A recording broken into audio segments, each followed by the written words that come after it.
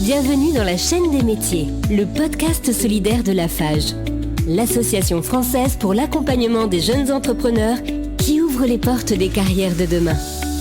Plongez dans l'univers de professionnels passionnés, découvrez leur parcours unique, leurs défis quotidiens et leurs conseils précieux. Que vous soyez en quête d'orientation ou en pleine reconversion, chaque épisode est une opportunité de trouver l'inspiration et d'imaginer votre avenir. Prêt à explorer la chaîne des métiers ? C'est parti! Nous allons explorer un nouveau métier au cœur de la chaîne des métiers. Ce métier est un métier, j'ai envie de dire, historique. Nous allons parler des gardiens d'immeubles. Peut-être vous êtes-vous déjà posé la question, en quoi consiste aujourd'hui ce métier ? Et pour nous en parler, notre invité s'appelle Achour Bentahar. Bonjour Achour. Bonjour. Soyez le bienvenu. La première question que l'on pose, c'est en quelques mots, en quoi consiste le métier de gardien d'immeuble ? Le métier de gardien d'immeuble, lui, consiste à assurer l'entretien, la sécurité et puis le bon fonctionnement des parties communes d'un bâtiment ou d'un complexe, quand on a plusieurs immeubles. Et les principales missions d'un gardien d'immeuble incluent la gestion des espaces communs, le nettoyage, la maintenance, la surveillance du bâtiment, les vérifications, les sécurités, les gestions, les accès, la gestion des déchets aussi, la gestion des relations avec les résidents, bien évidemment, il y a aussi le relationnel, parfois bien sûr des tâches administratives, parfois un peu souvent maintenant avec le nouveau système informatique. Et il peut aussi intervenir en cas de besoin, comme des réparations ou des urgences. Alors qu'est-ce qui vous a donné envie de devenir gardien d'immeuble et quel a été votre parcours pour y arriver ? Moi, c'est un concours de circonstances. En fait, le métier de gardien d'immeuble n'était pas du tout dans mes perspectives de vie, entre guillemets. Et j'étais moi-même locataire d'une résidence et le gardien en fonction qui était là à l'époque, que je m'entendais super bien avec lui d'ailleurs, et il me disait qu'il allait évoluer vers un poste un peu plus important. Il n'arrivait pas à trouver un autre gardien. Du coup, je lui dis, mais il faut quoi pour avoir ce métier ? Parce que déjà, moi, mon ancienne profession, j'avais envie un peu d'évoluer. Et je lui dis, qu'est-ce qu'il faut ? Il faut un bac. Moi aussi, je me renseignais, j'étais pas du tout au courant. Au départ, vous faisiez quoi avant d'être gardien ? Je vendais du matériel pour des installateurs thermiques. Et puis ensuite, bien évidemment, j'avais un comptoir, donc les gens, ils venaient, donc les clients, donc il y avait quand même du relationnel. Et avant ça, j'étais pompiste, je travaillais dans une station-service, donc je vendais du matériel de la station, puis je servais l'essence. Beaucoup de relationnel avec les gens, ça m'a beaucoup plu. Je faisais la gestion des caisses et tout. Et puis un jour, il est arrivé cette opportunité. Je dis pourquoi pas, j'avais envie de changer. Et du coup, ça m'a plu. Puis je me suis dit j'aime bien tout ce qui est relationnel avec les gens. Il y a on voit du monde. On n'est jamais seul. Alors justement, ça m'amène à la question suivante. À quoi ressemble une journée type entre le matin, vous commencez votre job, jusqu'au soir ? Que se passe-t-il dans votre journée ? Une journée de gardien d'immeuble, donc une journée type, en gros, c'est très varié quand même. Parce que ça combine en même temps les tâches de nettoyage, la gestion de la sécurité, les communications avec les résidents, les suivis aussi administratifs et interventions pour résoudre les problèmes. Donc ça, le matin, en général, c'est la partie entretien. Moi, je suis un gardien multisite, donc j'ai beaucoup de sites à droite à gauche, donc je bouge. Donc chaque jour, je suis dans un site différent. Et le matin, c'est plutôt l'entretien ménager. Si je rencontre des locataires dans le bâtiment, on profite pour discuter en même temps sur des problèmes éventuels. Donc c'est l'occasion pour eux aussi de me soumettre un souci ou deux. Et quand il y en a, je les note. Et puis quand je reviens l'après-midi, là, c'est toute la partie administrative. Donc les saisies des réclamations techniques qui se font aujourd'hui sur l'informatique. Maintenant, on a un peu évolué aussi. Et on fait la gestion des réclamations techniques par ordinateur. Donc ça, c'est l'après-midi.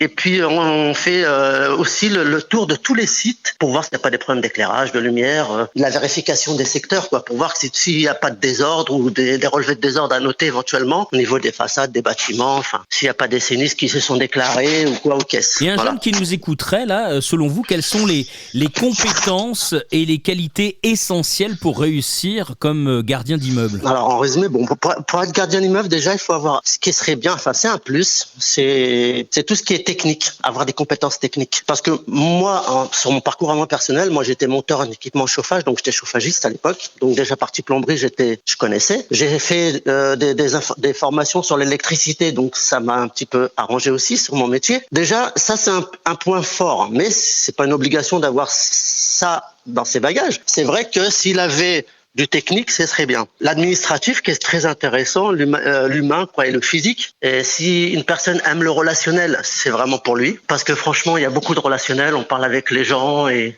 c'est très enrichissant déjà. Et bon, en plus, il y a toujours des gens qui vous exposent d'autres soucis qui sont pas forcément en relation avec notre métier, mais comme c'est des gens qui sont un peu isolés, qui sont seuls, des personnes âgées, ils aiment bien discuter, ils ont que leur gardien avec qui parler. Donc des fois, ça fait de la compagnie pour eux aussi. Et on va les rendre de temps en temps des visites pour voir si tout va bien aussi, quand il fait chaud, pendant les canicules et tout ça. Donc c'est ça aussi, faut aimer les gens. Moi je dis qu'il faut aimer les gens, avoir un peu de technicité, ça serait bien aussi, et d'être très relationnel et puis surtout être beaucoup à l'écoute. Alors c'est intéressant ce que vous dites, parce que vous mettez aussi en avant particulièrement le fait d'être un peu technique. C'est vrai que la caricature du gardien parisien, c'est celui qui récupère les colis et qui est un petit peu au courant de tout. Concernant votre propre travail, par exemple, est-ce que vous êtes aussi en charge de l'entretien des espaces verts ? Les espaces verts, on sous-traite par une société qui fait tout ce qui est jardinage, les tontes et tout ça. Nous, on n'est pas équipés pour ça. Par contre, nous, on ramasse aussi, il y a des trucs par terre, des déchets, des trucs comme ça. Bon, on les ramasse. On ne sait pas à la société d'espaces verts à le faire. Mais nous, on sous-traite. C'est vrai qu'au niveau... Mais par contre, on fait beaucoup de l'administratif. On est en relation avec les sociétés. Quand il y a un problème technique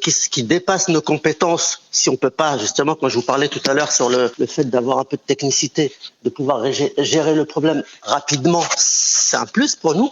Comme ça, le locataire, il attend pas. Et si ça dépasse nos compétences, et là, il faut vraiment une société. Donc, on les met en relation avec une société, on fait des commandes et puis les sociétés interviennent quand on peut pas le faire nous-mêmes. Aujourd'hui, c'est un métier d'avenir pour celui qui a envie de se lancer sur cette filière ? Franchement, oui. Moi, c'est un métier qui me plaît beaucoup. Ça va faire 26 ans quand même que je fais ce métier. J'ai appris beaucoup sur moi-même et sur les gens aussi. Après, c'est pas tout le temps facile, hein, je l'avoue. Il y a des hauts et des bas. Il y a des gens qui sont pas faciles aussi.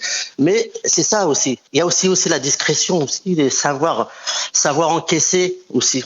Parce que c'est pas facile. Parce que des fois, on a le moral un peu sur les chaussettes, entre guillemets. Mais si on est bien dans sa tête et si on essaye de comprendre et prendre un peu de recul, tout se passe bien. Et c'est un métier, franchement, que moi, je conseillerais clairement. Est-ce qu'il y a un moment marquant de votre carrière que vous pourriez, ou une anecdote qui vous vient tout de suite à l'esprit ? Moi, c'est surtout quand j'étais gardien sur une autre résidence sur Argenteuil. C'était la période de la réhabilitation. C'était une grosse réhabilitation. Et c'est vrai que là, faut vraiment être bien débrouillard quand même, parce que là, en fait, on fait de la réhabilitation, les gens, ils sont chez eux. Donc, vous savez, soit on change des compteurs électriques, on refait l'électricité, on refait plein de choses, on change les baignoires. Et comme les gens habitent en même temps dans le logement, des fois, c'est pas facile. On a eu des soucis avec certains locataires qui voulaient pas qu'on intervienne. Donc, après là, le rôle du gardien, de la médiation, voilà, il y a aussi cette médiation. Ça m'avait un peu travaillé, cette affaire. Et finalement, par rapport à ce que vous nous disiez, c'est vraiment l'aspect humain, le rapport que vous avez avec les locataires qui ont fait que vous avez joué le rôle finalement du tampon entre les locataires et les prestataires qui devaient justement entrer dans l'habitat. Voilà, exactement, tout à fait. Bien interprété. Merci Achour, vous savez que c'est la fin, ça va très vite ce podcast. On a une dernière question, ça s'appelle la chaîne des métiers et donc vous faites maintenant partie de cette chaîne, donc vous devenez un maillon. Est-ce qu'il y a un professionnel qui n'a rien à voir avec votre métier que vous aimeriez qu'on mette en avant ? Est-ce que vous y avez pensé ? Alors, mais je connais pas personne en particulier, mais c'est vrai que le service contentieux. Un service contentieux, d'accord. Un service contentieux, c'est vrai que les gens connaissent pas tellement ce métier. Ouais. C'est un métier assez dur parce que bon, des fois on arrive jusqu'à l'expulsion, mais bon, il y a toute une chaîne avant d'en arriver à l'expulsion. Donc c'est vrai que les gens ils comprennent pas forcément, ils pensent qu'on est là pour expulser des fois des familles qui sont en difficulté, mais en amont il y a eu tellement de choses qui se font.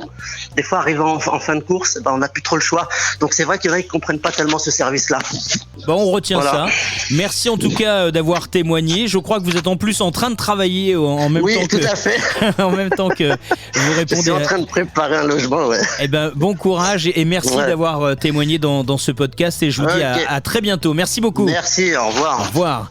Vous aussi, si vous avez envie de mettre en avant un métier, on s'attendait pas du tout à cette proposition de ce gardien, mais effectivement, quelqu'un qui travaille dans une entreprise qui s'occupe justement de ce type de problématique, le recouvrement peut être effectivement intéressant. Alors il ne me reste plus qu'à vous dire à très bientôt sur la chaîne des métiers, peut-être avec votre métier qui sera mis en avant. C'est ce qu'on attend de vous, évidemment. Merci d'avoir écouté La Chaîne des métiers, le podcast de Lafarge qui dévoile les richesses du monde professionnel. Vous avez aimé cet épisode ? Partagez-le autour de vous et contribuez à cette grande chaîne solidaire pour l'orientation des jeunes. Et si vous connaissez un professionnel inspirant, n'hésitez pas à nous le recommander. Retrouvez-nous sur l'ensemble des plateformes de podcast, réseaux sociaux et sur notre site www.afage.fr pour découvrir d'autres épisodes et accéder à des ressources complémentaires. Ensemble, construisons un avenir où chacun trouve sa place. Lafarge, c'est vous.